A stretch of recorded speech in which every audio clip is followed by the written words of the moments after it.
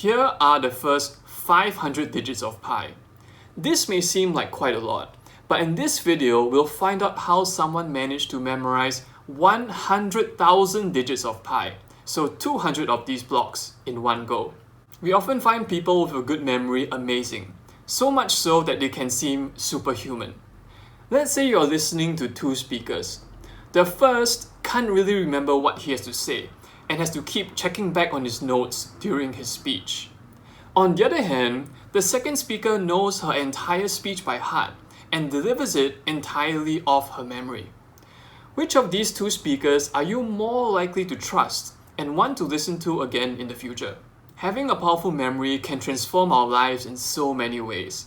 It can help us to learn faster, remember more, and be more productive each day.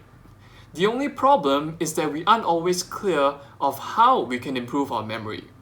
We know vaguely that reading and repetition are required, but clearly if I just repeated to you something 5 times over and over again, it probably won't stick in your memory for long. The key point to remember is that we can actively create our memories. Let's say you want to remember to buy chicken and beef from the store while you're out. You could try to hold the two abstract words chicken and beef in your memory.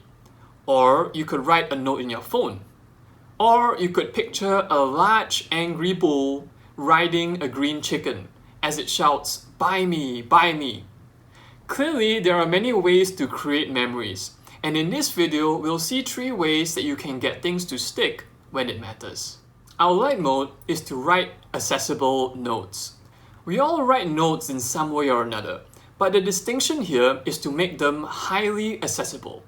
I'm sure you can think of a time that you forgot to buy something on the way home because you missed a phone reminder that you had written, or a time that you forgot your account details and couldn't find where you had written them down. Memory requires information retrieval, whether it is from our brains or from written reminders. And so, if we want a more powerful memory, all we need to do is to make retrieval easier through greater accessibility.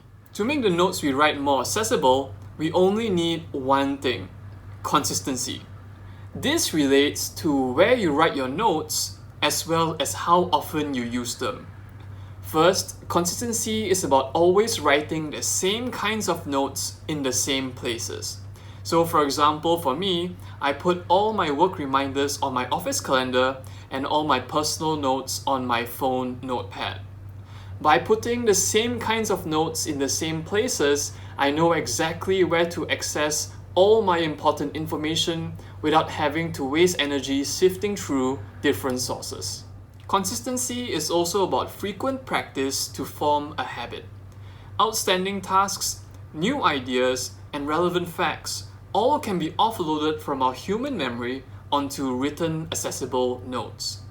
By creating a habit of using these notes, such as checking our phones when we are shopping or looking through our work calendar each morning, we further increase the accessibility of these notes by eliminating the need to remember.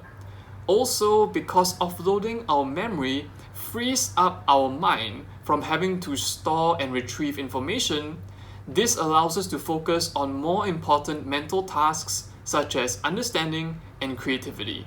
Accessibility means different things to different people, so find out what works best for you, whether it is creating a to-do checklist or having your phone buzz you reminders. So long as you stay consistent with your approach, accessible notes will enable you to leverage an external layer of memory on top of your human memory, giving you a truly superhuman memory. Of course, there are times when we actually want to internalize the information, maybe to recall someone's name or to learn something new. If we want to get something to stick in our heads, then we'll have to level up to our steady mode, spaced self-quizzes. There are 2 parts to spaced self-quizzing. There is self-quizzing, which is about asking yourself questions to actively recall information. This self-quizzing should be spaced out, repeated just before the information slips from memory. This means that the easier the information is to remember, the more spaced out the self-quizzing should be. So if you want to memorize a difficult 10-digit bank account number, you'd quiz yourself every few minutes. Whereas if you want to remember simple ideas such as accessible notes and spaced self-quizzes, then you'd quiz yourself every few hours instead. Now, admittedly, spaced self-quizzes takes more effort than accessible notes. But the key principle here is that effort equals retention. By quizzing yourself, your brain is forced to put in effort to recall information, which helps us retain it better. And by spacing these self-quizzes out, we further increase the mental effort required in each recall, which then further increases retention. This principle of effort equals retention is why there is productive repetition but also useless repetition, because repetition is only productive if it increases our mental effort. If you quiz yourself repeatedly in quick succession, your brain would find it too easy to recall the information, making repetition ineffective. Self-quizzing takes effort, but we can make it easier for ourselves by using accessible notes. By writing a reminder to quiz ourselves, you cut out the task of having to remember each time to quiz yourself, so all your mental effort is used meaningfully in active recall to build retention.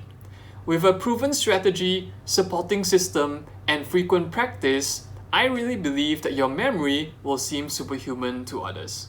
Still, let's say you want to take your memory up to the very highest level. This brings us to our intense mode, building a memory palace. The memory palace is a technique used by memory champions to do incredible feats, such as recall 100,000 digits of pi. This might come in handy if you really want to memorize a long list of items, though for the most part I think it's just cool to know the secret behind these seemingly superhuman feats of memory. The memory palace technique only has two steps: seeing and placing. For step 1, seeing, we want to create a powerful memory trigger.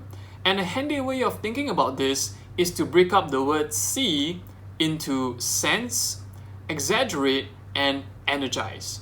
As far as possible, we want to create a memory that activates our 5 senses, is very extreme, ridiculous, and full of motion.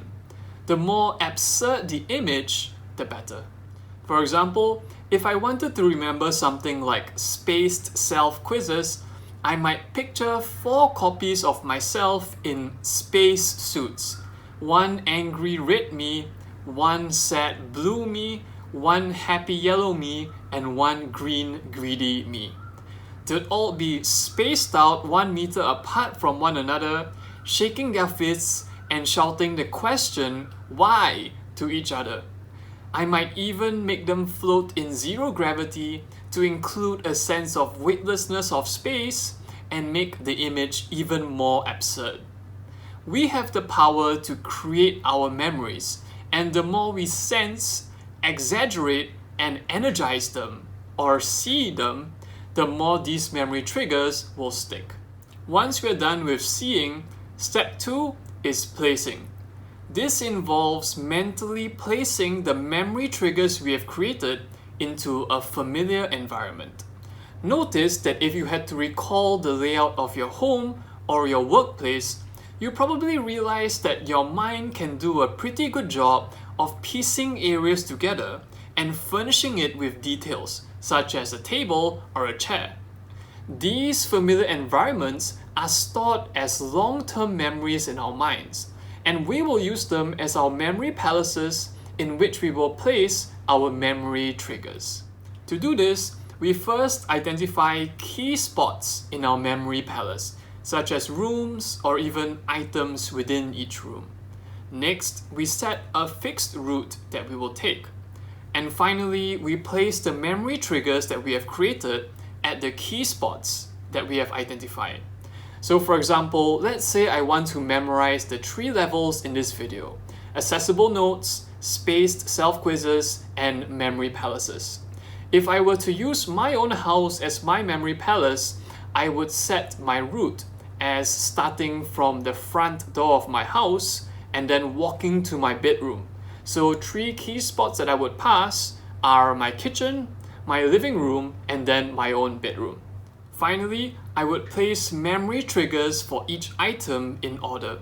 First, in my kitchen, I'd place a giant digital calendar with a large wooden accessibility ramp leading up to the top.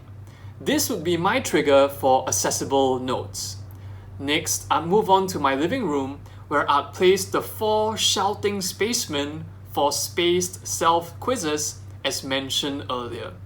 And finally, I'll end up in my room where I'd place a giant ice palace from Frozen on my bed for memory palaces. I might even add on the song Let It Go for good measure.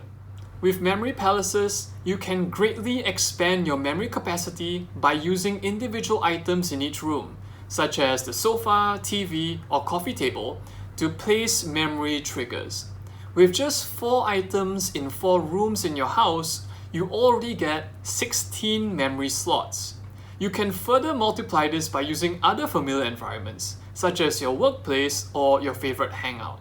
This technique requires even more mental effort than spaced self-quizzes because it requires you to see good memory triggers for each item that you want to recall. However, the principle of more effort equals to more retention remains true here. Once you have the right triggers, you can fix them into your memory palace faster by using spaced self-quizzes and accessible notes. So all in all, we've seen how memory palaces, spaced self-quizzes, and accessible notes can work together to create a truly superhuman memory. Personally, I prefer to make things easy for myself by offloading as much information as I can externally onto accessible notes. However, if I need to internalize something, then I want to make sure that my mental effort is productive by focusing it on tasks that lead to greater retention. I hope you found this video fun. Do make sure to spend a few seconds to quiz yourself on the 3 memory modes so it sticks.